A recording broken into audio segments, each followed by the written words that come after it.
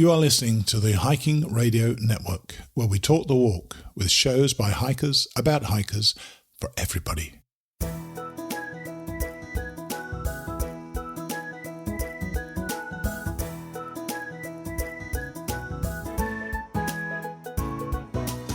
Mighty Blue on the Appalachian Trail, the ultimate midlife crisis.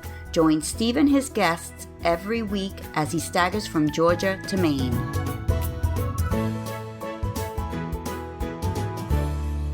Hi guys, and thanks for coming back to the show on what is a very special day, both for the show and for me. You're listening to Mighty Blue on the Appalachian Trail, the ultimate midlife crisis, and I am Steve Adams on Mighty Blue. We can start with why it's special for the show. We started this little podcast just over 6 years ago in September 2016, when I produced it mainly to advertise my new Appalachian Trail books that I'd just published. The idea was to interview somebody in the hiking world and then to read a chapter of the book, thus building a slow audio book that people may want to go out and buy before I reach the end. That kind of worked, as I've sold quite a few over the years. I also started a bit of a thing for the show and have read several great books since I finished my own. Let's face it, after 340 odd episodes, I was bound to get through quite a few books. Anyway, that little old show eventually took off and grew to the extent that today, October the 27th, 2022, we are going to hit the magic mark of 2 million downloads since those early days. Now, I know that because as I'm putting the show together on Wednesday evening, we are within just 1,300 downloads of 2 million. Every Thursday, we get between 2,000 and 2,500 downloads. So we're there, probably around midday. Many of our downloads each day are from back episodes, and I often hear from listeners that they're binge listening from the beginning, which is great. So I thank all of you who have stuck with us on this journey, and I look forward to the next million. And it's pretty special for me this week, in that this is going to be the last week that I'll be presenting the show in my 60s. In 2 days' time, on the 29th of October, I'm going to be turning 70. And if you've read or heard my book, you'll know that the somewhat racy life I've led in the past may have mitigated against me even reaching the age of 70. Yet, to my absolute horror and delight, 70 it is. Several of you have already reached out to wish me happy birthday, and I thank you for that. So, with those two little celebrations underway, let's push on with the show. Today's main guest is Tonya Lonsbury, or Monarch, and we had a rather intimate conversation that veered into areas I didn't know she'd actually take me. But I think you'll appreciate hearing from her as she talks about a recent AT thru-hike with a cute little dog, Zobi. She's generally joyous about her hike, and we laugh a lot in this conversation, but there are a few tears as she reflects upon moments in her life and on her hike. Now, our middle section was going to be with the main roadhouse and the two gens. Unfortunately, we had a bit of a technical snafu. In other words, I screwed up. So I decided late on Wednesday evening to pull the bad audio and reschedule for next week. So there's no middle section this week, but we'll be back on track next week. And we'll finish today with George Stefanos' Then the Hail Came, as he continues to hike penniless up the trail. Now let's hear from Tonya Lonsbury, or Monarch. So we've got another recent AT finisher as our guest today. This is Tonya Lonsbury, or Monarch. Hey Tonya, how are you? Hi, thanks for having me on. I'm doing great. I'm off the trail. Well, yeah.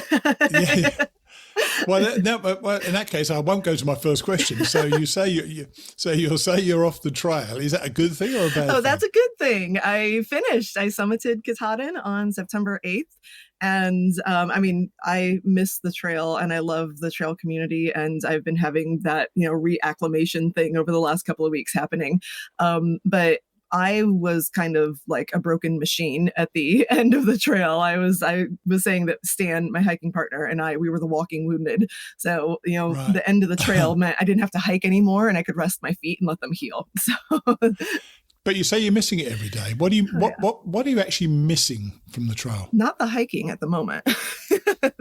Okay, right. That's fair enough. It took me 6 months to be able to walk upstairs again. Seriously, like no joke. Oh, yeah. I think I have worse hiker hobble now than I did actually on the trail. Because you stopped doing it. Yeah. Because you stopped doing it. Yeah. I had plantar fasciitis come and go in waves of, how severe it hit me while I was on the trail. And by the end, it was pretty bad. So I've been off trail, gosh, almost a month now, and it's been difficult. My Achilles tendonitis and the plantar fasciitis have really been hurting. So I have not, like, I'm in North Georgia right now. I've not done any hiking. The weather's beautiful. I'm not hiking. I went to Acadia National Park in Maine after I finished Katahdin and didn't hike. There was one day I was going to go on a short hike in Acadia, and I pull into the parking lot and I walk over, and all it is at the first couple steps, I see this like tangled up mass of rocks and roots, and I'm like, nope. I turned around and walked away. I was like, I'm not doing it. You get a flashback. Yeah. You get a flashback. Maine is all rocks and roots. Yes. And it's but to actually answer your question, what am I missing about the trail is the community. I missed it so much. I planned after Katahdin. I had a rental car. We stayed in Millinocket because I had my dogs. We had to get off trail and go into Millinocket at the end. And I got a rental car for 2 weeks because I wanted to go. I'd never been to Maine. I'd never been to, New Hampshire, Massachusetts, any of these states prior to walking through them on the Appalachian Trail. Sure. So I wanted to go to the East Coast, and I wanted to see Acadia and lighthouses and all of that. So I had my rental car for 2 weeks, and about 9 days into it, I was missing the trail so much that I drove back over to the trail in Maine and just did trail magic for the rest of the time that I had my rental car. That is cool. Yeah, got a cabin in Rangeley and just drove to the trailheads into the IGA grocery store in Rangeley and was like, what are you doing tonight? You're coming with me. I got a cabin. It's warm. I have a fireplace. I have hot food. I have a shower. I have laundry. Come with me. So you're the crazy ex-hiker who just wants to help everybody. Well, nothing wrong with that. It was really cold and rainy that week in Maine. Like, it had rained for like a week straight and was going to continue raining for like a week straight. Like, all the warnings were coming out from the ATC about river crossings in Maine during this time and how high they were, and it was dangerous and everything. So everyone was cold, and like hypothermia was a real thing because it was like 40 degrees and rainy every day. And they're crossing rivers and getting wet. So I'm like, get off the trail, spend a night with me. We're good. Well, there's an invitation. Well, not like that. I had like 8 people in the cabin one night. So. Do you want to reset that? No, I like that one. That's good. 4 beds and 2 couches in the cabin. Okay. That's fair enough. Yeah. Now, I know that you actually summited on the day that my Queen Elizabeth died, didn't you? So, but that is not why you're called Monarch, is it? Tell us why you are. It's really ironic, actually, you mentioned that, because prior to my summit day and Queen Elizabeth passing away on the day I summited, I never got, when I would ask my trail name, people would ask me my trail name and I'd say it's Monarch. I never got, oh, like the Queen, until after the Queen died. I got, oh, like the butterfly. And the answer is yes, oh, like the butterfly, but it's ironic that the Queen died on the day I summited. So I got my trail name. It's kind of a long story, so I'll try to keep it brief. But back in the day that I went on my first ever backpacking trip with a group of friends from Florida, and we came up to North Georgia, and I borrowed all of my backpacking gear and like wore my tennis shoes, and I was that hiker. I also packed a bag of jewelry, and it's become oh my God, really? Yeah, come on, get a grip, woman. It's become a long-standing joke amongst this group of friends of mine that I now always wear jewelry when I'm hiking. So if it's like a simple little, quick little hike, like the blingier, the better. So I have pictures of me hiking with like, blinged out jewelry and necklaces and stuff. It's just a joke. But I had to wear some sort of jewelry on the trail. I just had to. So I got little butterfly earrings. And so, people comment on like, you're wearing earrings on the trail. And I also was kind of just speaking in like butterfly metaphors when I first got on the trail about like how this is going to change us. We'll go through metamorphosis, things like that. Oh my gosh. So my original family that I hiked in the beginning with was all women, and they started calling me Butterfly, but I just wasn't responding to it for some reason. And there was another woman on trail already named Butterfly. So we decided it needed to be a specific butterfly. And we landed on Monarch because they travel long distances with a large group of other butterflies. So it fit for through hiking. And the relationship between the queenliness of the whole thing. Yes, exactly. Sure. I mean, if you want to call me queen, I'll take it. But hiking the AT hasn't been a long-term dream of yours, has it? What spiked your interest in the first place? And talk to me about talking to a couple of hikers on the Blue Ridge Parkway about a year ago as well. Yeah, if you would have told me a year ago that I was going to have completed a through hike of the Appalachian Trail, I would have told you were crazy. I bought an RV in spring of 2021. And originally I was going to rent out my condo in Florida and do like a couple months at a time type trips. I was a realtor, so I was able to kind of finesse my schedule and hire other people. And you were a hiker at the time, or you were? Yeah. So you're a hiker, but you're more a day hiker or section with hiker? a little bit of backpacking experience. Right. Okay. Nothing even like a long section hike or even like a several days type of section hike where you are setting up and tearing down every night. My backpacking was like, we carry in all the stuff, set up base camp, go on day hikes, come back to base camp, and then carry it out. I really didn't have this type of backpacking experience. But a lot of hiking. I had hiked out west. I had hiked all over this. I lived in Tennessee for a year and North Georgia for 2 years. So I had actually done some sections of the AT via day hiking or just an overnight pack. So back to getting the RV, 2021, I bought an RV. And my first trip that I took it on was a 3-week trip along the Blue Ridge Parkway, Virginia, North Carolina. And I'm sitting in Virginia at an overlook, and it was sunset and it was beautiful. And I'm in the bubble, like the Nobo bubble of thru hikers. And I was familiar with thru hiking. I'm in Appalachian Trail forums and groups and stuff like that.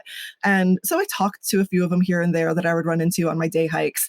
And I'm sitting at this overlook, and there's a thru hiker there who is cowboy camping. And we had this like hour-long conversation about his thru hike. And he's telling me all about his 20-mile days and, having to resupply and hiking in the cold and the rain and all this stuff. And I'm like, you're flipping crazy. Like, you couldn't pay me to do that. Like, I don't want to hike day after day in cold and rain. And like, I don't want to live outside for 6 months. And I have a dog. I'm like, and I'm not going to leave my dog and hike without him for 6 months. He's my best friend. We do everything together. I had my dog in my lap talking to the guy. And so I was like, yeah, I'm never going to thru hike. But I began kind of getting it in my head that maybe I wanted to do some longer section hikes of the AT. So some of that kind of partly appealed to you, but the idea of spending 6 months or 5 months, whatever it was it took you, being sweaty and filthy and sleeping in the forest, that did not appeal to you at all. Not so much. And I also, like, most normal people with jobs and lives was like, how is my life ever going to hand me 6 months that I can just take off and go live in the woods? Right. So that is what flipped the switch, isn't it? So tell us how the switch was flipped. But and by the way, when we spoke before about this, I know where you're going with this. I still wonder why that clarity, that sudden clarity, gave you the push to do this. But tell us what happened first. Okay. So fast forward several months from me getting the RV and thinking about putting it on the market to rent. A lot of things collided in my life at this time. This is summer of 2021. And I just felt very called to sell everything, live more simply, and go travel. Like, my passions are travel and art. I went to school for art and I'm selling real estate. And I wanted to figure out a way that I could combine my passions. And I wanted to travel and then paint and draw what I was seeing. And hopefully, by selling my home and having some money in savings, and then eventually I can build up, an art career. I can keep putting gas in the car and keep traveling. So I did that. In July of 2021, I sold everything, got in my RV, and took off. I had never been west of the Mississippi prior to that. And now I've been to lots of national parks and a lot of hiking, all of that. So now it's fall of 2021, and my RV needed a part, and I couldn't drive it without that part. So it's sitting in Colorado, and long story short, it was going to be 4 to 6 days, then it was going to be 7 to 10 days, and then it became months. And now I took my car and just went car camping for a while, then finally went back east, went back to Florida, and bouncing around, living with friends, family for weeks at a time, months at a time. And it's now December. And the RV guy, I'm like, I gotta figure out what I'm gonna do. Like, I can't just keep living with friends and family. Like, this is my home. This isn't just, like my recreation vehicle that I take on weekends. Like, I don't have a home right now. And he's like, I am so sorry. Like, I don't know what to tell you. The part was sitting on a ship somewhere, because it's this amazing shipping situation that we're in with the world right now. And he's like, this has never happened. He's like, I'm so sorry. I don't know what to tell you. He's like, I could get a call that it's in 6 days, 6 weeks, or 6 months. And something about him saying 6 months just hit me. That I was like, 6 months? Well, I could live on the trail since I don't have anywhere to live. And so you could be homeless in a tent. Yeah, exactly. Yeah. And Nice. so I was sitting, I remember this, like the clarity moment. I was sitting in line at Dunkin' Donuts in Palm Harbor, Florida.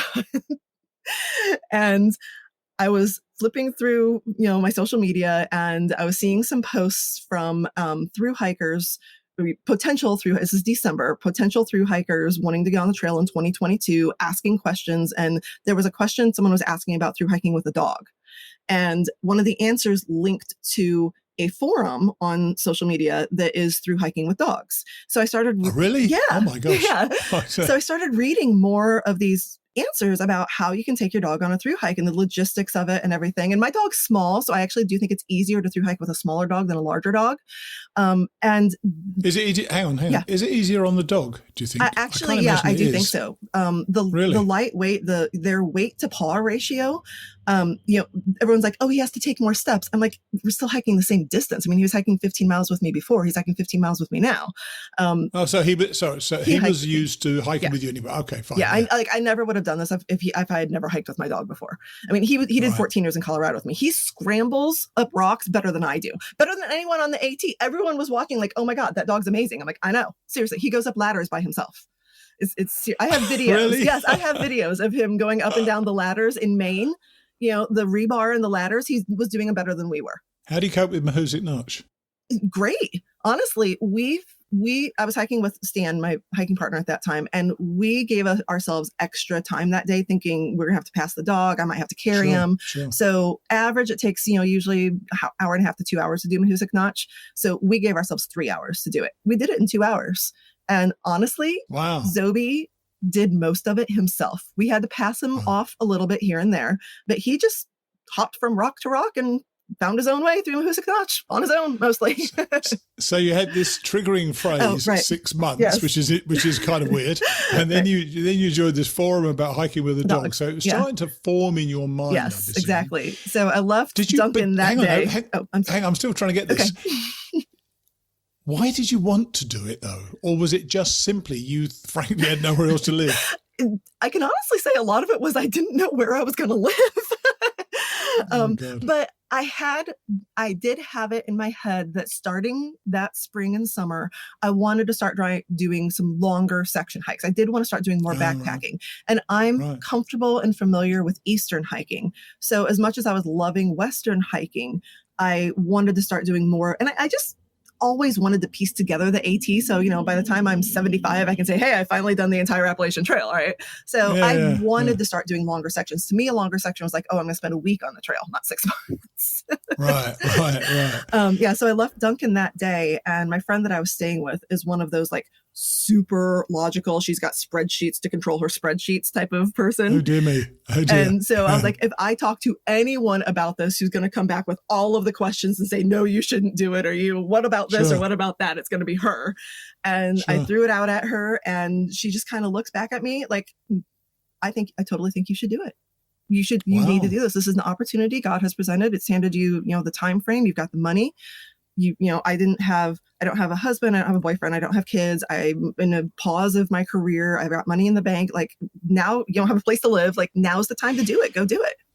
For a lot of people, it is those confluence of events that allows you to do certain things. And similarly, it's the lack of confluence of events that stops people doing it. This certainly sounded like it was a perfect time to do it. So did you start looking forward to doing Absolutely. it? Or great, because I would hate the thought of somebody feeling they needed to go be homeless on the trail for 6 months, as opposed to embracing the concept of going a hike for 6 months. So excited, yeah.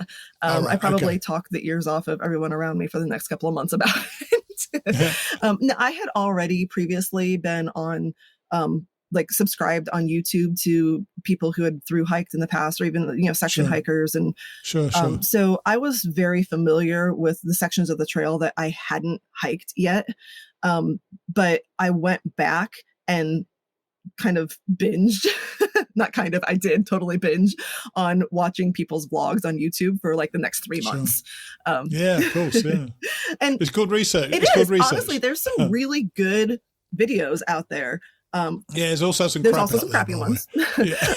But, there's the daily vlogs, which are interesting and kind of tell the story of that person's journey, which I also enjoy. But like, I also intentionally watched, gear reviews and rain gear and the through hiking with the dogs type of stuff. So like, I bought some of my gear because of recommendations and reviews that I watched on YouTube for other people who had through hiked. And you did actually say that you were going to take, because you decided was that an easy decision, by the way, to take your dog? I know you said he'd hiked with you before, but really, it is still quite a commitment. Oh, absolutely. To be taking a dog.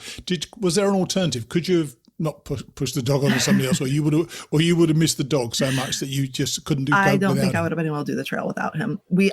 So I had never been apart from him longer than 3 days. And you told me before that having the dog actually played into some of your gear selection. Yes. So talk to me about that, because that's quite interesting, I thought. So the first thing that I did was figure out what weight I was willing to carry, and then how much of that weight goes to Zobi. Right. So I knew if I had to carry Zobi only weighs 5 pounds. Actually, he weighs 6 pounds now. He gained a pound on the trail. But that's interesting. Yeah, I think it's muscle. Wow. So I knew when I was carrying Zobi, that's 5 pounds right there. So I wanted to keep my pack, including all of his gear, 30 pounds or less. And that's fully loaded food, water as well. So that meant I really didn't have a choice but to upgrade my backpacking gear to be ultralight. Now, I wasn't ultralight. I didn't fit that category of what my base weight was, but I used ultralight gear to compensate for having extra stuff that I had in my pack for Zobi, because I had his carrier, which there really needs to be a good ultralight dog carrier. And I have ideas, and I would love to talk to like an ultralight company about how to make one. So I tested 4 different carriers and selected one, which was the lightest and worked the best. What I didn't like about that was that it was a sling style. So it went over one shoulder. So when I had his extra weight, it wasn't equally distributed between both shoulders. But it was the lightest and had other features that I liked better than the others. So anyway, so I had his pack. He had his own little doggy sleeping bag, his own little fleece, clothes. No. He has it all. Please, a doggy sleeping bag. There can't be such a thing. Oh, there is. Totally. Oh Go Google it. There are so many dog sleeping bags. Hilarious. Actually, I bought 2 of them before I decided on the one that I was actually going to pack and carry with me. Dear me. So you took your dog and you started out a Springer. Did he cope pretty well straight away? Because you have to lose him after about a couple of 100 miles for the Smokies, don't you? Yes. Was he doing pretty well? Oh, because you probably would have made up if he wasn't, you probably would have made up your mind and something had to be your different. earlier question, was there an out? I do have a friend in Florida who has my dog's a Maltese. He has other Maltese, and they're buddies. They play together all the time. So cool. He said if worse came to worse and I wanted to continue on the trail without him, that he would watch him for me. Right. Now, and I know you had to lose him through the Smokies, and you couldn't go up Katahdin with him, could you? Or did you hide him? No, I'm a rule follower. I don't want to because you could have done, couldn't you? Yes. You could have quite easily. I had people tell me that. Quite a few people were like, "He's hiked the whole trail. He deserves to go up Katahdin." I'm like, I'm not going to be that person. And he has no idea. But he has no idea. It's okay. I don't. He's never heard of Katahdin. Yeah, I don't want to be the reason we can't have nice things. Like if I had a dog in my backpack, and then it's like, because I have a vlog on YouTube, and I post pictures on social media or whatever, and then like it gets back to the Rangers at Baxter or whatever. It's like, oh, here's another person who snuck in a dog. They're gonna start going through backpacks or whatever. Did you put a pic? Am I confusing you with somebody else, or did you put a picture up somewhere on social media with Zobi on a little Katahdin sign? Yes.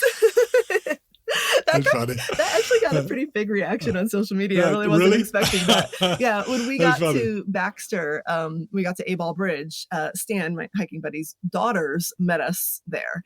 And I didn't even know that they were doing this, but in the parking lot at the general store there at A-Ball Bridge, they had set up this little mini Katahdin sign. I mean, it looks just like the Katahdin sign. It's got the little thing that you can put your little feet up on. Oh yeah. And they had like party hats and tiny little apple cider champagne looking bottles, and they had it all set up in the parking lot. And we get there, and I'm just like, and Zobi knew.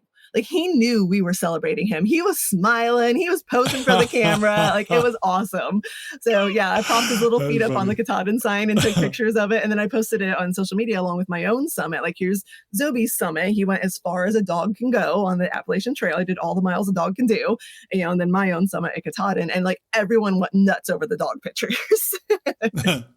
Did you end up carrying him much, or did he walk most of it? Not as much as I thought I was going to have to. All right, yeah. Interesting. I carried him in the worst of weather. When it was rainy and cold, I was worried about him getting sick, like humans, you're walking through cold rain and you can't get warm for day after day. So, rainy, cold days. And I was really careful about drying him in the evening, wrapping him in a blanket, putting him in, he had his own fleece pajamas. I put him in at night. So. Hang on. Not only did he have his own sleeping bag, but his own fleece pajamas. Yes. Oh my gosh. Oh, he had his own puffy, his own fleece pajamas, his own hiking merino wool outfit for hiking that was permethrin treated and kept the fleas away. He had his own raincoat. Yeah. And if I had the gear, he had the gear. Oh, dear. You weren't twins, were you? He didn't have a small version of what you had. It wasn't mommy and me gear. Oh, I so wish that had been. I'd love to have seen that picture. Actually, the picture of him with the little Katahdin sign, it had been raining earlier that day in the 100-mile wilderness. We come out 100-mile wilderness at Abel Bridge there. And so he still had his rain gear on in that sign. This is a little paws up on the Katahdin sign, and I have my raincoat on. And people are like, oh my gosh, it's so adorable. He has his own little raincoat.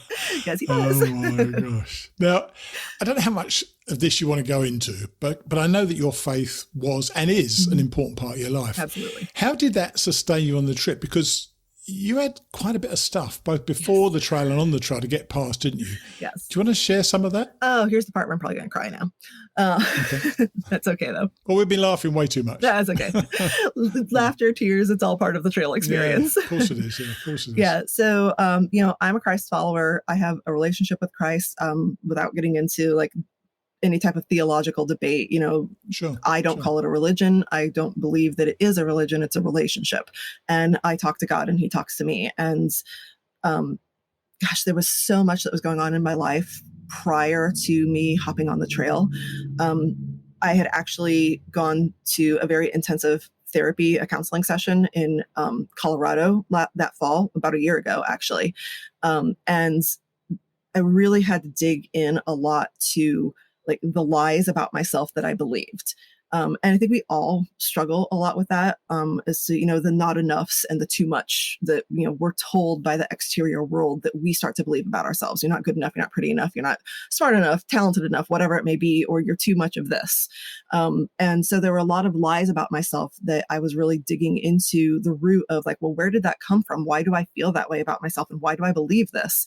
And what does God say about me that I should be believing? What are the positive affirmations that God tells me in his word that I should be believing? And one of those things, there were a lot, I messed up, but one of those things was that I have a need to find my identity in the approval of others. And it's a performance-based love situation. That shocks me. That expression shocks me. I'd never heard of it. And yet, funnily enough, I mentioned that expression to my girlfriend. She entirely understood immediately. Yeah. So tell me about it. So starting back in childhood, I was constantly seeking the approval of parents, teachers, administrators, coaches. If they didn't approve of me, or if I felt like I had failed them in any way, I didn't perform well enough to meet or exceed their expectations, I was a failure and I didn't deserve their love.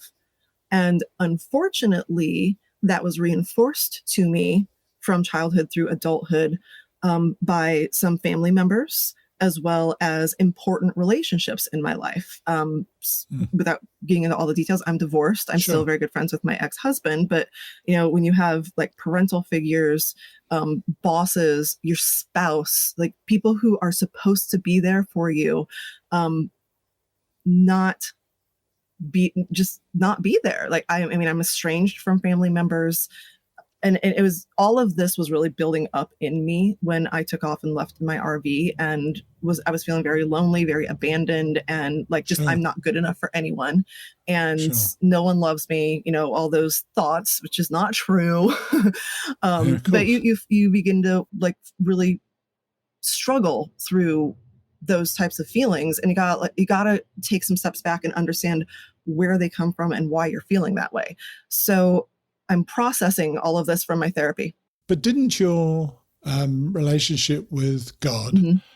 didn't that relationship affirm what it needed to be affirmed? It did, but it's also just not a magic pill. Okay.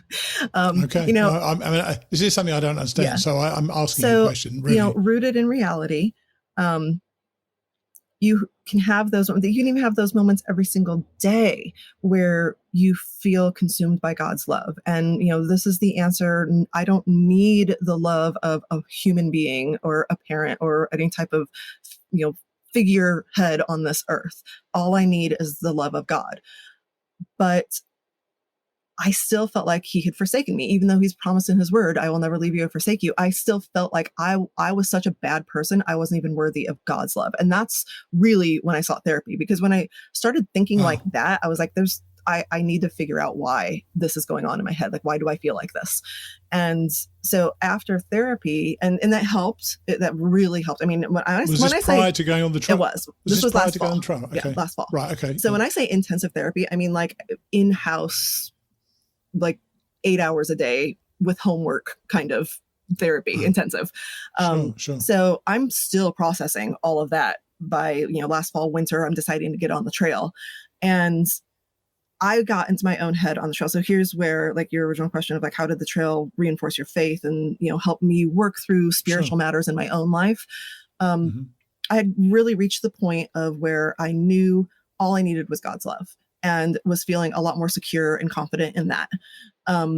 But I was still struggling with exterior physical relationships on this earth. And so I get on trail and I'm alone, but I'm making friends on the trail, and I have an original tramily right off the bat. And we had to separate in the Smokies. I had to get Zoe out of the kennel, and they wanted to get off trail and go zero and all that. So we separated, and I never did meet back up with them and start hiking with them again. And so then I was alone for 300 miles on the trail. And that's where a lot of the transformative work began to happen in me, where I'm alone on the trail. I'm technically alone in life, but I don't need to be lonely. I have the love of a savior. I have the love of myself. And I began to fall in love with myself on the trail in those 300 miles and start to build some confidence. Then, does that allow other people in? Because I know you met up with Stan. He's the person who you communicated with before the trail, right? But you actually only met up with him. He was not chasing you. Sounds terrible. He was catching up with you. He started on the trail. He started after me, but he did catch up to me on trail around mile 500. We started hiking together. Did he help with that process, or had you already resolved that process? I definitely had not resolved it. To be perfectly honest, it's probably something that I'm going to continue processing for the rest of my life. But the trail helped me get, I'll say, like 95% of the way there. So by the time I started hiking with Stan, I was honestly, I feel like I was at a good place with myself on the trail. And I think you said that perfectly, that allowed the opportunity for someone else that was a good fit with me spiritually. He's also a Christ follower. We were able to pray together on trail, and he was really there for me, which was what the Lord used to help me overcome my fear of abandonment and rejection from actual physical relationships on this earth. I had accepted and gotten to the point where I knew that God hadn't abandoned me and God wasn't going to reject me. But on the trail, I was like, I'm going to end up walking this trail alone. I'm going to bounce from person to person. But Stan stuck with me for the remaining 1,700 miles. And were you okay with that thought, though, bouncing from person to person or not? It gave me some anxiety. And you needed the stability of that one person. Yeah, as a reflection of my life that I was still working through, like the rejection. If I can't perform well enough, so here we are, performing on the trail is your hike. If I can't do enough miles, if I can't do a fast enough pace, if I need more zeros, if I'm injured, sick, like I'm not performing to meet someone else's expectations, so they're going to hike on without me. And now I've lost this relationship and I'm lost this shared experience of, this journey together.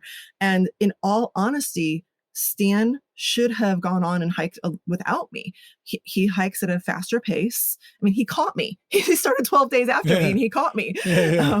There's a clue. Yeah, exactly. And I mean, I started even in Virginia telling him, we'd hike together for a couple 100 miles and I knew he could be hiking more miles than I was in a day. And I was like, why are you hiking with me? And he was like, it's not a race, It's not. It's absolutely not. And in many ways, that's partly why he did it. Probably because he found a kindred spirit in many ways in you. And by the way, this was not a relationship. Didn't become boyfriend and girlfriend. Romantic sense. No. Exactly. He's 22 years older than me. Right. Exactly. He's like my favorite uncle. Right. So the point is, he was somebody who appeared on the trail for you, and that helped you through, because you did use the expression, you got through eventually with a combination of grit and grace. Yes. The grace, I understand. And you had quite a few things, didn't you, going on the trip you had? I think it was you had the plantar fasciitis, you got some norovirus. You had poison ivy. All heat sorts exhaustion, of stuff. You name it, I went through it. When I saw your video going up Katahdin, you were incredibly emotional, as people often are. Take us through that moment, those moments. So I would say starting in Virginia, I began realizing that I was having issues with my feet with the plantar fasciitis. Sure. And it became very difficult physically on some days. It wasn't every single day, but some days that I would have extreme pain and it was difficult to keep going. So there was the physical side of it that I was dealing with. That really began to play in my head, and the mental game became a challenge. And I would say by Pennsylvania, especially northern Pennsylvania with all of the rocks, that really, oh my gosh, yes. That never happens. I mean, people who didn't have plantar fasciitis were talking about how much their feet hurt at the end of every day. And so I was in pain. I actually I'm going back and finishing my vlog, and I just got out of Pennsylvania in YouTube world. And I was like as relieved to cross that straight line and that state line in YouTube world as I was in real life. But by the way, you think at that point that, thank God the rocks are over. They're not over. No. They carry on now to Katahdin. So the mental game became much more of a struggle in the second half of the hike than it was in the first half of the hike. And this is where the performance-based love really begins to come in. For about a month, we also had a third member of our family, Steps and Stan both hiked at a faster pace than I did. And that just kept playing in my head. I was like, I'm holding them back. They should be hiking without me. And the plantar fasciitis had me hiking slower. And so I was hiking alone technically during the days. They would hike on without me. And I was just like, I should just be hiking alone. And you get into the I'm not good enough. What am I even doing out here? Why do I think I can do this? I should just go home kind of thoughts, which are stupid. And it's the way that, for me, making it spiritual, this is the way that the enemy gets into my head to start telling me lies that I've long held true about myself. I'm not good enough. I'm not performing well enough. So I'm not worthy of their love. I'm not worthy of their companionship. And I actually began trying to push them away and go on and hike without me. And they wouldn't. And that was the first time in my life. I have other relationships. I should say first time, but the first time in my life that I was with someone day in and day out, that they didn't reject me and they didn't abandon me. And instead they showed me love and they were there for me and they showed compassion and kindness and caring and love. So Steps eventually had to get off trail with his own physical ailment. Stan and I went all the way to Katahdin together. And this was an ongoing battle. And then I had the poison ivy, I had heat exhaustion, I had norovirus, I had horrible bug bites, head to toe. And, I was just constantly. You make it sound so attractive. It was awful. If you want to go do a thru hike, these are things you have to deal with, just so you know. Plantar fasciitis, Achilles tendonitis, poison ivy. So it was very difficult a lot of days physically to just get up and go hike again. And then you add the mental games to that. You add the emotional stress, the spiritual stress. And I even had a migraine one day on trail. We had to get off trail and we only did 2 miles that day. But Stan did all of that with me. all the way to Katahdin. Whatever ailment I was going through, if I needed to get off trail, he got off trail. If I needed to cut miles, he cut miles. And I'd never had that before. And that was a constant reminder of God's grace and God's love for me, that I'm not walking alone. I'm not walking alone physically, and I'm not walking alone spiritually. So, told you I was going to cry. It's okay. So it's summit day, and we're hiking up Katahdin, and you can see the sign as you get up on the ridgeline for like the last mile. Awesome. It's awesome, isn't it? And then It's you kind of just go up awesome. a little hill where you lose sight of it right before you get to it. And then you crest over that hill, and it's like 0.3 of a mile to walk to the sign at that point. And you can see it clearly in front of you. And you see other people summiting in the celebration. And I came around that, and all of that was going through my head, all of the physical, spiritual, mental, emotional. Like I was reliving the hike and all of the good and the bad, all of the obstacles I've had to overcome, all of those things I just talked about, and all of the mental distress. And what just kept going through my head was, you never walked alone. You never walked alone. And I don't think it's a coincidence, because a lot of people have like a spiritual experience on Katahdin, whether you're, whatever your faith is, or you're agnostic or anything like that. For me, in that moment, I don't feel like it's a coincidence that that sign on Katahdin was a parallel reflection of the moment in my life when I gave my life over to the Lord, and I walked down the aisle to the altar and laid my hands on the altar and accepted Christ into my life. I was thinking of that even as I walked, and there was that parallel of walking that final ridge line and laying my hands, and my hands hit that sign. I just lost it. I was a complete emotional basket case. I'm not at all religious, but I entirely understand how you feel about that. That touching that sign, lots of stuff flows out of you. And did you feel, now this is going to be a difficult question, I think, I'm not sure. Did you feel that you purged that need for performance-based love by touching that sign? Like I said, I'm still working through that. I think that's an Achilles heel. Interesting. But an Achilles heel that I'm just going to have for the rest of my life. But physically as well. I think I purged most of it, and more importantly, enough of it that I can live my life in a different way now than I did prior to hiking the Appalachian Trail. A perfect example, this may be a silly example, but it was something that caught my attention in the last couple of days that I reacted differently than I would have previously. I vlog on YouTube, and I was trying to do my best to stay as current as I could on the trail. And it's just hard. It's so hard. And I wanted to edit it.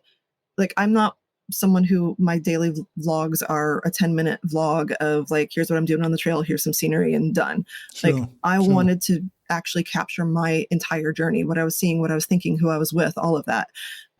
So it takes me longer to edit and upload my videos, and they're longer, and you need Wi-Fi for that. You need time for that. You need energy for that. And by the end of the trail, I was out of all of that. And so I wasn't uploading any longer, but I was still regularly posting on my social media. And I had told my YouTube followers, if you're really interested in my journey, you can follow me on my social media, because it's so much easier to post a picture on Instagram than edit and upload a video on YouTube. So after the journey, I just started finishing my vlog, and I was at the halfway point. Like, I was in Pennsylvania in YouTube world when I was on Katahdin in real life. Okay. So I just started getting my vlogs going again here recently. And I had a comment on one of my vlogs where he was like, well, you just left us hanging, like, not interested now, unsubscribing. And to me, in past Tonya pre-AT world, that comment would have bothered me for weeks. It would have ruined my day. Because it would have been rejection. It would have been like, no, don't, like, you don't love me. You don't accept me. I'm not worthy of you. And it's so stupid, but that would have just sent me into a spiral of thinking about all of the other people that have rejected me and all of the other times in my life I've experienced the loss. And when I read that comment, I seriously was just like, okay, fine. And I basically responded like that. And I gave a little bit of an explanation, like I just did, as to, why I was unable to continue vlogging. And I was just like, thanks for watching the first half of the journey. basically Move you're on. lost and Yeah, you're not going to see move the on. end. Absolutely, yeah, good. I'm pleased about that. You know, I was kind of concerned about this conversation. I didn't know where we were going to quite go with it and what we were going to talk about. I'm actually going to lighten it up a little bit. We're going to finish in a minute because we're already over 40 minutes. Oh, gosh, sorry. No, not at all. No, this has been a great story. I'm going to ask you what I call my Betty questions. Okay. They can be one word answer really. Okay. Rapid fire. A thru-hiker, a prospective thru-hiker, a friend of mine, Betty, is going to be hiking next year, and she asked me these questions. What did you love about the hike? So say that in one question or one word? One-ish word. One-ish word. Yeah. The community. Okay. And what did you hate about it? The pain. Yeah. And that's constantly with you. And what I noticed actually when I was hiking, when I got injured, then I'd injure something else the next day. So the bit that was hurting the day before wasn't hurting anymore. I thought, this is good. Something else is hurting. Something's always hurting. Yeah. Yep. And what would you do differently were you to go again? Oh, that's a good question. I don't know my answer to that. Okay. That's okay. That's all right. You're not knowing the answers. And you know what? Funny enough, I think in some ways, most people, when I've asked this in the past, before I had these questions, I've asked a similar sort of question to people. They've said, I love my hike so much that I wouldn't want to change any of it because it resulted in me being on Katahdin at the end. So I wouldn't do any differently. It's like when you go through a trial in life and in the moment you're like, get me out of this. And then 3 years later, you can look back on it and say, you know what, I wouldn't change it because I wouldn't be who I am today if I hadn't experienced that. Damn right. That's exactly what I think. Yeah. That's exactly what I think. So I don't think I would do anything different. What do you wish you'd knew before you started? Okay. Funny answer on the physical part of it. I wish I would have had the thought that I might have a problem with my feet, because I've had Achilles tendonitis in the past. I'm a runner, and I've had it like it never dawned on me that Achilles tendonitis or plantar fasciitis would actually be a problem I'd have to deal with. So like, I wish I would have thought a little bit more about like my past ailments with long distance running that could, translate into long distance hiking. But you know what? That may have stopped you doing it. That may have stopped you doing it. It may have, honestly. So, But like more serious answer kind of, in relation to what we've been talking about. Sure. I think when I started the hike, I was seeking companionship and was immediately trying to, find my tramway that I was going to go all the way to Maine with. And I believe that God used Zoe in the kennel and me having to separate, because those women are wonderful. And, none of them made it to Katahdin, but, I love those women. Great throwaway line, that, by the way. None of them made it to Katahdin. Well, I'll say I know you were they're all section hiking now. One of them made it almost, and she has 2 states to make up. But my point being, like, I wanted someone that was going to go all the way to Maine with, and even if I had stayed with that tramway and we hadn't separated in the Smokies, it wouldn't have happened. And I was kind of doing like the square peg and round hole thing. I was trying to make a tramway. I was trying to find the right fit, and I needed that separation and those 300 miles on my own to be okay and enjoy hiking on my own and do some internal work with myself, to love myself and to know that God is walking on this trail beside me. Nice. And what was your best gear choice?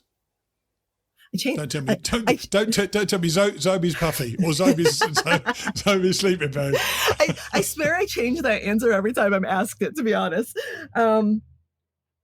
I think I'm gonna go with my pack. The big 3 are so important, and I've said my tent, I've said my pack, I've said my sleeping bag. I think I do have to go with my pack, because I know people who were miserable on the trail because they had an ill-fitting pack, or people who went through 2 or 3 packs on the trail. Stan even went through 3 packs on the trail, and I loved my pack. I love the design of it. I love the way I was able to actually pack it and the organization of it.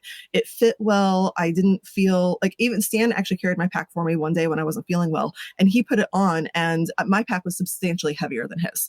And he put it on and he was like, this fits and rides really well. I was like, yeah, it does. So I had a Gossamer Gear Mariposa and highly recommend it. Well, I've said to people before, I went across the state. I live in Florida as well. I went across the state to where Z-Packs produce their stuff, and I got fitted for my pack. And I'm a big guy. I'm 6'2", and they said I needed a medium pack, not a large pack. And I was almost intuitively, I would have thought I'd need a large pack, but I got a medium and it fitted me perfectly. Yep. So I always say, get your pack fitted. Yep, it's worth thinking about that. Yep.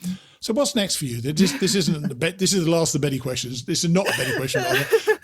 What's next? Are you going to be hiking again? And what are you going to do? Oh my gosh, that's like the number one question everyone's asking me now. What's next? Are you going to go do the PCT or the CDT?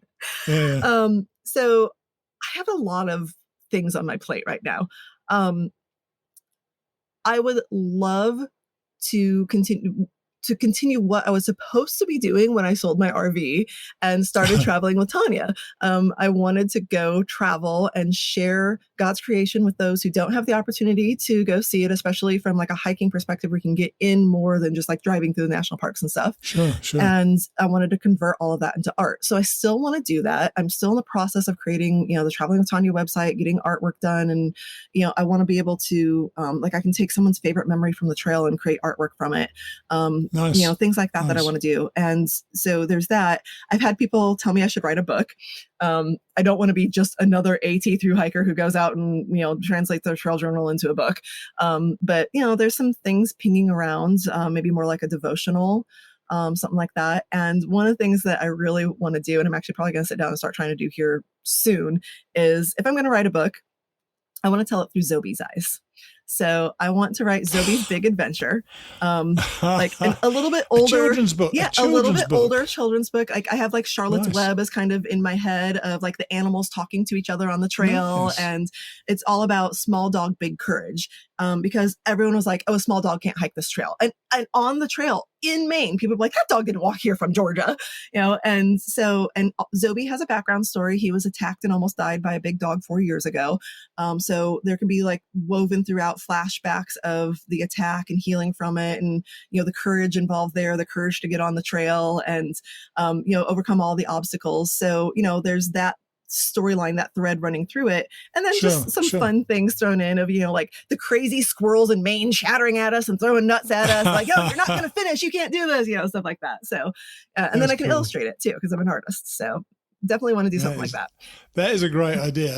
I'm sure there's a market for that sort of thing. I think so. Look, and you've been delighted to come on the show and talk to us about it. And I really appreciate you taking the time. Thanks for having me. And if you do go and hike again, let me know. I will. Or if you do get that book out, let me know. I will. Okay? I do really want to do other through hikes like Colorado Trail, the JMT, maybe PCT, CDT. We'll just see what God has in store. I don't know. I need my feet to heal first. Well, look, I appreciate you coming on and sharing your story. Hopefully we'll speak again sometime. Thank you. Absolutely. Be happy to come back on, and you got my number. Cheers, Ed. Appreciate it. Bye. Thank you. As I said before, that went into areas I didn't know we were going to go. And you could hear how Tonya was struggling a bit as we talked about performance-based love. It's a concept I'd never even heard of, let alone had to experience. So I was fascinated and let her take me with her on that part of the conversation. When I was editing, I noticed how relatively few times I spoke at any length, which is unusual for me. It just seemed that Tonya wanted to talk and share her experiences, so I went with it. I really enjoyed talking with her. Now, for those of you who haven't had enough of me, I can't believe there's many of you, you can hear me on another podcast in the Hiking Radio Network this coming Monday. Courtney Miller, who started the Hiking Unfiltered podcast, invited me onto the show. As those of you who listen to her already know, Courtney frames each episode with a question for the guest, which I think is a really smart device to use. In my case, the question was, why would you hike the entire AT twice? If you want to know, make sure you check out the podcast at hikingradionetwork.com or wherever you listen to podcasts this coming Monday. So, just before we hear from Then the Hell Came, a few thank yous. This week, our recurring donors, Michelle Brown, Hugh Ickrath, Jessica Diaz, and Alan Troy, stuck with the show. So thanks to those. If you'd like to support what we do here at the network, then hop on to the Hiking Radio Network website and click on one of those donate buttons. Ta very much. Oh, one more thing before we go. I'm still looking for people to join the Mighty Blue class of 2023. So far, we've had 3 people sign up. All ladies, as luck would have it. And I want to hear from some of you guys as well. Remember, just email me at steve@hikingradionetwork.com and we'll record you and we'll find out what you're going to do and how you're working out the logistics of your hike. That's steve@hikingradionetwork.com. Cheers. So, with no middle section, we hear from a depleted, desperate, penniless George as he makes his way through the Virginia blues. I'll see you next week. Tuesday, the 21st of June, 1983, mile 667.5. I left the shelter at 7:15 on this, the first official morning of summer, determined to hike the 28 book miles to Nide shelter or die in the attempt. That was not as deranged as it sounds, except perhaps for the dying part. The local trail club had just completed a trail relocation, cutting off a long unnecessary loop in the AT, which was the result of an earlier relocation, caused by a private landowner closing a section of trail on his property. The new relocation was only completed a month ago and has not yet been measured, but the consensus is that it lops off about 8 miles from the trail. Nevertheless, I still had about 20 miles to hike today, so I needed to suck it up and shake off those physical and emotional demons which had brought me once more to the brink of the precipice. I reached Big Pond Shelter at 9:45, after a very long, very steep climb up Johns Creek Mountain. I could not stop for long. It had taken me 2.5 hours to hike less than 5 miles over a rough and rocky trail. Soon after leaving the shelter, I was on the new relocation, climbing steeply down another rock pile on an extremely uneven footway. While descending through the woods, I heard a crashing in an adjacent thicket. I turned to look, and there, a few feet away, was a young fawn, struggling to stand upright on wobbly legs. We stared at each other for a few moments before it ran off deeper into the forest. Moments such as that keep you going in southwestern Virginia. I emerged from the woods into some fields in a long, narrow farming valley wedged between 2 long parallel ridges. There was one tricky stretch along which I had to find my way across an acre of towering weeds, then climbed straight up a short, muddy clay pitch to a road. The Appalachian Trail followed pavement for a couple of miles past fields and pastures before plunging straight up a rough, rocky trail to the west of Sinking Creek Mountain. What followed was 7 miles of waterless ridge walk for which I had less than a pint of drinking water remaining in my bottle. As the older trail along the crest was somewhat of an improvement over the relocation, I was able to nurse that supply until the next water. The air was a bit cooler and much less hazy and humid than recent days. My body has slowly learned how to conserve its resources since this trip began. In Virginia, I've hiked without undue distress some waterless stretches that would have destroyed me in Georgia or North Carolina. Towards the end of the ridge walk, the Appalachian Trail traversed a number of steeply tilted rock formations, which provided good views into a parallel valley. I enjoyed them at first, but they just kept coming. Each of them featured rugged little climbs, and the angles at which they were tilted played havoc with my injured shins. The guidebook said that there were 5 or 6 of them, but there were more. In my condition, there seemed to be dozens. Once again, I found myself hobbling along at the end of a day, struggling to reach shelter. The 2.5 miles of frequently, you guessed it, steep, rough and rocky descent completed the devastation of my right leg. The agony became so intense I could barely lift my feet. As a result of pain and exhaustion, I caught a rock with my toe at one point and took a header down the trail. There is no feeling quite like smashing your face and chest into sharp rocks at the end of a long, hard day while a heavy pack crashes down upon you. It took me an hour to traverse the final steep half-mile, a 10-minute walk on a normal day. The shelter looked as strange and beautiful as a desert mirage when it finally came into view. I was beginning to doubt its very existence. A man and his young son at the end of a backpacking trip of several days' duration were already at Nide shelter when I arrived. They were nice people. They listened to me bitch about the trail for a good 15 minutes and agreed with everything I babbled. A huge meal improved my disposition, and we soon were engaged in normal conversation. I'm all right now. There was no rain today for the first time in days, and Cloverdale is less than 40 miles away. Virginia is not that bad. Wednesday, the 22nd of June, 1983, mile 675.4. Oh, yes, it is. It rained all last night at the shelter, completely wrecking my plans for tonight. I was looking at another awkward spacing in the shelter system. The 2 shelters between Nide shelter and Cloverdale were respectively 8 and 28 miles from Nide. So I had intended to camp out somewhere between them and hit town tomorrow evening. Now the ground was thoroughly saturated by the rains, and I had no ground covering to put under my tent. I'm trying to travel light, right? Sometimes it backfires. I awoke at 7:30, feeling so run down, depressed and physically destroyed that I decided to chuck the whole adventure. My two shelter companions were hiking a side trail off the 80 down to their car. I asked them for a ride to the nearest town. They agreed, and my quest was officially over. My Appalachian Trail journal had become an anatomy of a failure. At 9:15, I struggled into my backpack and set out, attempting to hike to Pickles Branch Shelter, 80 miles plus a half-mile side trail ahead. Perhaps the short day would do me good, and I could always quit tomorrow.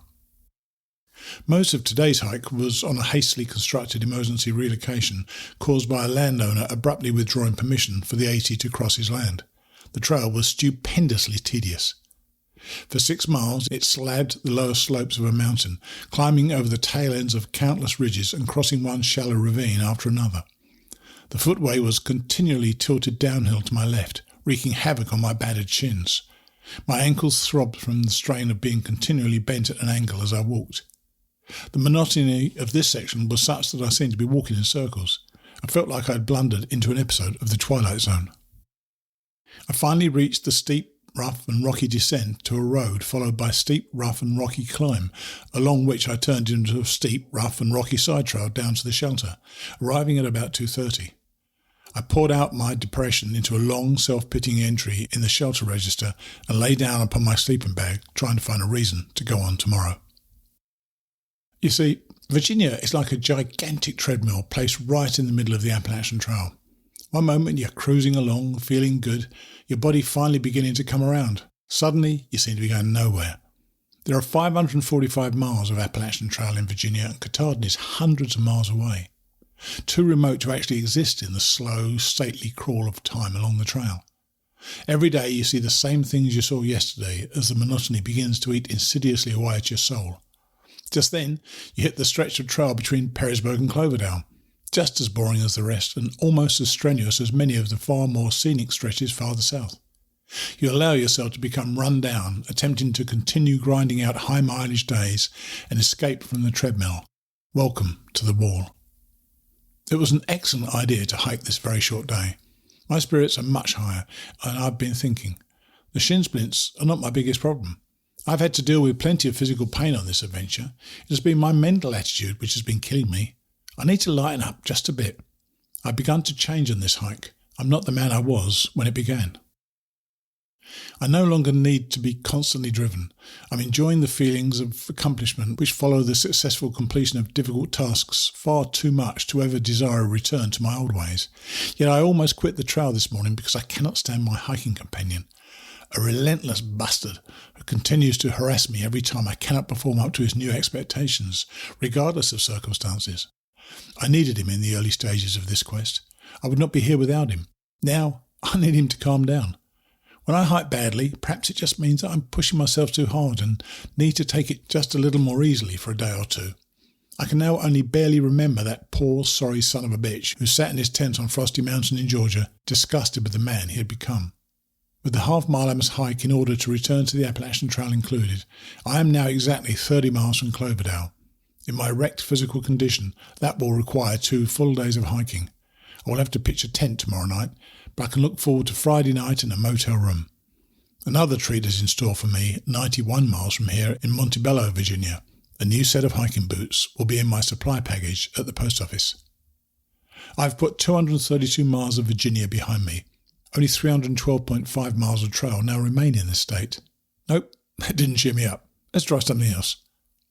Thus far in June, I've hiked 338.8 miles in 22 days, which is 2 miles more than I hiked in the 29 full days I spent on the trail in May. Yeah, this is working a little better. I'm now averaging 15.4 miles per day this month, despite that 0 mileage day in Perrysburg. I've brought my daily average for the entire hike up from 11.6 miles to 13.2 miles per day since June the 1st. Yeah, I'm rolling now. This deranged quest is starting to seem possible. Tomorrow will be the first true test of my new attitude. It's easy to be happy and confident when you're spending most of a day relaxing, but it does not get you to Katahdin. Of course, every now and then it may help. 1,463.1 miles to go. Thursday, the 23rd of June 1983, mile 695.1. A couple of guys from Illinois showed up at the shelter yesterday evening. They started from Springer on May the 15th and, averaging 18 miles per day, have already caught up to me. That is impressive. They were both likeable guys and I enjoyed shooting the breeze with them. One of them, Alan, was a really big fan of the stuff I've been writing in the shelter registers. This is the first feedback I've had and it feels good to discover that I hit the mark. I could not believe how much better my mental attitude was today after that single short day yesterday. Psychologically, the wall was starting to feel a bit flimsy. I even felt decent physically. That run-down feeling was gone and the pain in my shins was almost bearable. The guys mentioned to me last night that they were hiking 20 miles to Lambert Meadow Shelter today.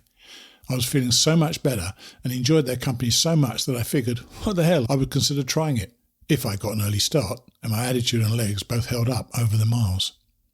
I was up and fed and raring to go at 6:40 this morning, so I hit the trail. The first section of trail was a rocky ridged walk along the spine of Cove Mountain with a lot of steep ups and downs, but it beat the hell out of yesterday's trail tedium. There were excellent views for southern Virginia near the summit of a towering rock outcrop called the Dragon's Tooth. So far, so good. The trail down off the mountain was so rocky and steep that it finished the job on my left hiking boot. The sole became completely detached from the upper portion of the boot, save for a few inches along the right side, a complete blowout. It kept flopping over beneath my foot as I walked, allowing the sharp rocks along the trail to batter the bottom of my foot through my 2 pairs of socks. I was forced to slow down to a crawl in order to keep from tripping over my own shoe. I was becoming depressed once more by the time that the descent was finished. The Appalachian Trail came out on a paved road which it followed past a small store. The 2 Illinois hikers were sitting on the grass in front of the place, sharing a half-gallon of vanilla ice cream. That struck me as a fine idea, so I went inside and spent most of my remaining $2.12 on a pint of chocolate ice cream and a 16-ounce Coke. I then joined them on the lawn, and we all tried to figure out something I could do with my boot that would enable me to reach Cloverdale before Christmas. A lady backpacker also hanging out at the store happened by, and suggested duct tape as a temporary shoe repair. Alan had some parcel wrapping tape reinforced with nylon thread in his pack. He gave me the roll. With it, I was able to snug up my boot better than it has been in days. It will not keep out the rain, but then neither of my boots have done that for a long time. Alan and his friends seemed to be in the middle of discussing a personal problem of their own, so I told them I would see them later and started up the next mountain with a new lease on life. Thanks to the tape job, the lean, mean mileage machine was back, resting every 2 or 3 hours rather than every half hour. A few miles of rocky trail would destroy the tape, but I would simply rewrap my boot and go on. North Mountain was a 9-mile ridge walk with frequent ups and downs, but absolutely no views. I made up a stupid little song which I sang to pass the time, and kept up a good pace over that ridge, considering my boot and shin problems. Alan called up to me during my first retaping stop on North Mountain. He was alone. His friend had just thrown in the towel and was on his way home, another victim of the war. It feels like a war lately as I numbly experience the terrible attrition of friends and acquaintances. Unbelievable. I travelled the entire ridge walk with Alan until the long, slow descent into another farming valley at the end began to take its toll on my shin and slowed me to a crawl. I told Alan to go on ahead and I would see him at the shelter. He was reluctant to leave me in that condition, but he was too good a hiker to be keeping the slow, grinding pace I had been required to assume on descents ever since Paris Mountain. The final climb was the steepest and most gruelling of the day.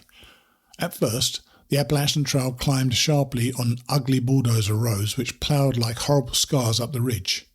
The wide swathes they cut through the forest allowed the full force of the sun to beat down upon me, draining what strength I had left. Somehow I soared over them, though. Climbs aggravate my shins much less than descents, or even level trails do. I was still revelling in the sensation of once again being the mileage machine. The final quarter mile of that climb was so nearly vertical it almost blew the good feeling I'd built back up over the past day or two. I was just happy it was not raining. It would have taken me an hour to climb that slope had it been slippery and muddy. The good feeling returned at the top of the climb and stayed with me over the half-mile of gentle downhill to the shelter. I had completed a 20-mile hike, during which I generally enjoyed myself thoroughly on the day after I nearly packed it in because I simply could not go on. I wrote my little song from North Mountain in the shelter register. It was a takeoff of Another Saturday Night. I called it Another AT Night. The thing was rather lame, but I think the last verse was okay. I hit the trail 2 months ago and my sex life went straight to hell. I don't meet many women, and if I did, I couldn't get them because of how I smell. Alan and I now have company at the shelter. A weird, hyper little fellow just hiked in to spend the night. He tells us that he started on the AT at the beginning of April and has just returned from taking 2 weeks off, picking up the trail once more at that little store where we bought the ice cream. He's very strange. He was not making very good mileage up until this point, but now plans to hike 25 to 30 miles per day for the next month in order to catch up to some people with whom he was hiking when he left the Appalachian Trail. He talks quite calmly about this and seems to think it will be an enjoyable experience.